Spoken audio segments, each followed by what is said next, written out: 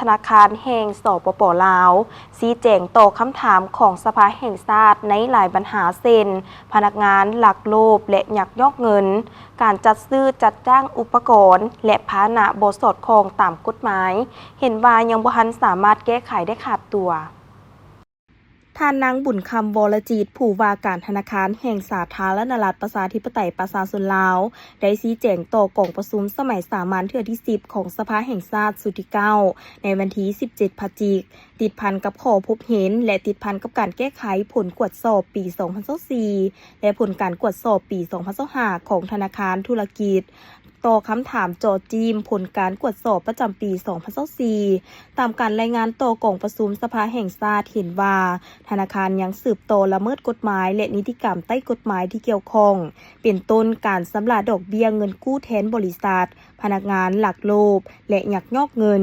การจัดซื้อจัดจ้างอุปกรณ์และพาหนะบ่สอดคล้องตามกฎหมายการอนุมัติเงินกู้ให้ลูกค้าเกินทุนสั้นหนึ่งและอื่นๆซึ่งมีลักษณะซ้ำเฮือในระยะผ่านมาซึ่งสภาได้ตั้งคำถามว่าแม่นสาเหตุย้อนหยังจะมีวิธีการและมาตรการแก้ไขคือแนวใดต่อกับพนักงานลักโลภและยักยอกเงินการจัดซื้อจัดจ้างอุปกรณ์และพาหนะบ่สอดคล้องตามกฎหมายเห็นว่ายังบ่ทันสามารถแก้ไขได้ขาดตัวในระยะผ่านมาธนาคารได้เอาใจใส่สุกยู่ให้ธนาคารเกี่ยวข้องสืบต่อแก้ไขปัญหาลักโลภและยักยอกเงินตามระเบียบกฎหมายอย่างเข้มงวดพร้อมทางรายงานมายังธนาคารอย่างเป็นปกติและได้สุกยู่ให้ธนาคารเอาใจใส่ปรับปรุงระบบควบคุมภายในธนาคารรวมทั้งการป้องกันความเสี่ยงเพื่อสกัดกั้นปรากฏการณ์หย่อโทษดังกล่าวโดยได้ออกนิติกรรมจำนวนหนึ่งในการพิจารณารับฟ้องการแต่งตั้งผู้บริหารของธนาคารธุรกิจโดยเฉพาะได้กำหนดเงื่อนไขทางด้านความรู้ความสามารถและการปฏิบัติเวียกงานที่เกี่ยวข้องอย่างจะแจ้งและชัดเจนรวมถึงการปฏิบัติมาตรการต่อกับผู้บริหารที่ขาดเงื่อนไขต่างๆในระยะปี2021 2025มี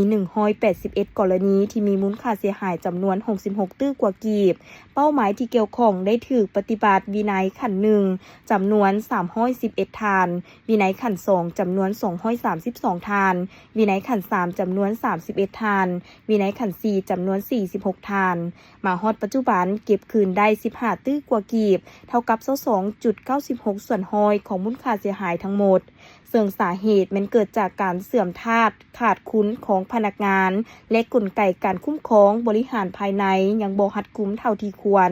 ด้านวิชาการและมาตรการแก้ไขธนาคารจะเพิ่มทวีการนำภาษีนำให้บรรดาธนาคารธุรกิจเอาใจใส่ศึกษาอบรมการเมืองแนวคิดพนักงานให้นักแน่นปรับปรุงกลไกการคุ้มครองบริหารภายในให้รัดกุมสกัดกั้นป้องกันแต่หัวทีบ่ให้มีปรากฏการณ์หย่อท่อเกิดขึ้นพร้อมทั้งสืบต่อติดตามเก็บกู้คืนผลเสียหายที่เกิดขึ้นในระยะผ่านมา